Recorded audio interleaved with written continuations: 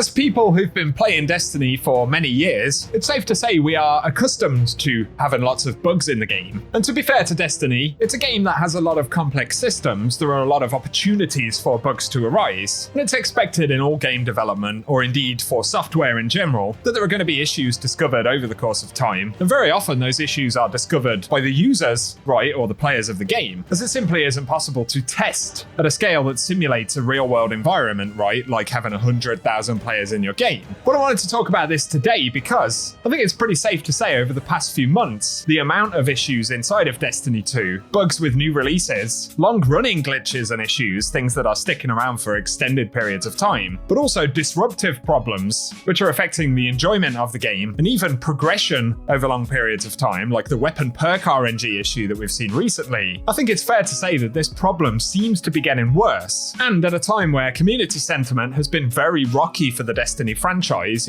going back to the end of last year, all the way up until now. There have been ups and downs, but Bungie are having to work pretty hard to keep players engaged. And frankly, it's a bad time for the quality of the game to be perceived as getting worse, right? That isn't a good thing. If we take a look at Festival of the Lost launching this week, there's been an issue causing 2023 versions of Festival weapons to be awarded instead of the brand new ones. Obviously, it's frustrating for players, but also there's an investment impact there, right? If players are putting their time into the game, only to find that that time potentially has been somewhat wasted, right? Or we're going to have to play the game again for an equivalent amount of time to get rewards that we thought we were going to get in the first instance. That isn't a good thing for player sentiment. Other weird bugs with Festival, including Eva handing out Solstice of Heroes quests instead of Festival ones. It's sort of amusing, but at the same time, these are just a couple of examples of a concerning trend that we're seeing. Another big one recently was the weapon perk RNG issue. Players highlighted that it appeared certain weapon rolls were dropping consistently less than other weapon rolls. And at first, Bungie said, nah, that's not happening, man. But as the community pushed and gathered more data about the issue, ultimately, Bungie did recognize it. And I think as well, it's fair to say right here, while I'm highlighting that there are loads of issues in the game, Bungie are also fixing loads of issues in the game. So credit where credit is due on that front. There is a response. And clearly, Bungie have teams that are working really hard to get these things fixed in short periods of time. But other very recent examples were all the bugs in Vesper's host, the amount of stuff that Bungie had to disable to reduce the likelihood of critical errors happening during that activity during contest mode. Some of those issues continue to linger. Other examples recently include the ignition damage versus bosses thing, whether it was intentional or not, players being locked out of new light quests because they can't progress missions that have been in the game since Forsaken. The list goes on and on and on. And one of the things I've noted in the past couple of weeks especially is that players are highlighting how buggy the game is from quite a holistic point of view, right? Threads like this, where players are discussing how issues in the game are severely affecting enjoyment at the moment. And again, while we've always had lots of bugs in Destiny, I think if we look back, we can start to pinpoint when these issues really started to accelerate and become a list of things that Bungie are chasing. And it's safe to say that in the time since the first round of layoffs that we heard about at Bungie happened, these problems appear to have gotten worse. Going back to an IGN article regarding the layoffs at Bungie last year, they reference a broader move to outsourcing various departments in the studio. And IGN said multiple individuals across various departments told us they'd heard discussions within their teams of plans to increase outsourcing both before and in the wake of the layoffs. One team where those discussions have become a reality is quality assurance. And while outsourcing QA is extremely common in the industry, Bungie historically has enlisted an army of in-house embedded QA testers working with individual teams. It's a setup the studio has prided itself on for years now, but QA sources within the studio are now afraid that that strategy is on its way out.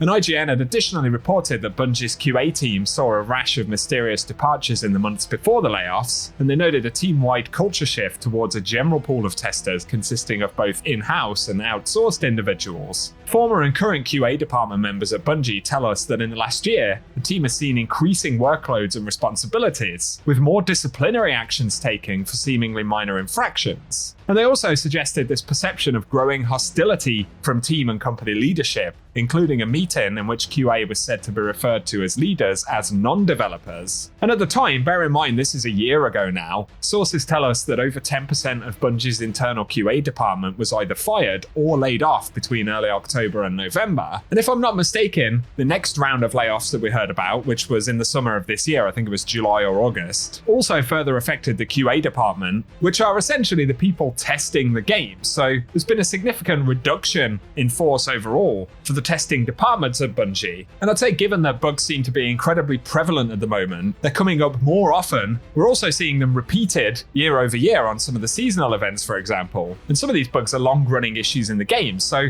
there appears to be a correlation between Bungie's company struggles, the reduction in force of people who are actually testing internally at Bungie. And I'm sure as well there are other reasons for this. I don't know whether there are more technical issues in the code for the game. Obviously, I'm not a game developer. I can't speak to why these things are happening. But there's a strong assumption in the community now, which is sort of growing and perpetuating as well, that the impact of layoffs in the QA team is part of the reason that we're seeing more and more issues in the game. Ultimately though, as players, and I'm in the same position as you guys, I can't say why there are so many problems with the game, but I feel like it's something that Bungie should definitely be trying to get a handle on and ensuring that they have the correct resources there, both to fix the issues, but also to identify more of them in the first instance, and to ensure that issues aren't repeated year over year or over multiple releases. Another random example I can think of, but after Final Shape launched, the Wave 50 chest in the Onslaught game mode was bugged. That was in the original Onslaught from Into the Light, and then as we move into Onslaught Salvation with Revenant, the same issue appears to be present in what is essentially a variation of that mode. So that bug has just carried over without having been fixed, and this is over a period of many months. So that really is my point for today. Obviously, Bungie are trying to grapple with numerous different issues within their business and the key franchise, Destiny, at the moment. But the very last thing that Bungie need is for player sentiment to be driven even lower by the amount of issues that we're seeing in the game. And I'd be curious to get your thoughts on it. Do you see that correlation over the last year where things appear to have gotten worse? I think, like I said, a lot of people are discussing this now. And I'm still in a position where I'm not bashing on Bungie. I absolutely want them to succeed, and I want Destiny to continue to be a successful title. But between changing content models, player fatigue, and as we head into next year, of course, a change to the expansion model where we're going to get 2 DLCs, the seasons are going to be mixed up. There are lots of things that Bungie need to do right. One of them is to ensure that the game is actually functioning, because right now, every single release, every single event, every new activity, new loot pools, patches, whatever it may be, they just seem to be plagued by a massive number of problems. And unless they're approached in the right way and given the right resources, I think this issue will just continue to get worse. So hopefully Bungie can do something about that. Give us your thoughts in the comment section. If you've enjoyed the discussion, a rating below very much helps us out. In a weird sort of way, it kind of feels almost futile because simply talking about it doesn't change anything. But I think this pressure is going to continue to be put on Bungie around these issues. So we need to push that feedback in the correct way. And yeah, that's what we have to discuss. So if you've enjoyed the video, get subscribed. I'm still going to be covering plenty of Destiny stuff, so keep it locked and loaded. Otherwise though, cheers for tuning in, and I hope you guys have an awesome day.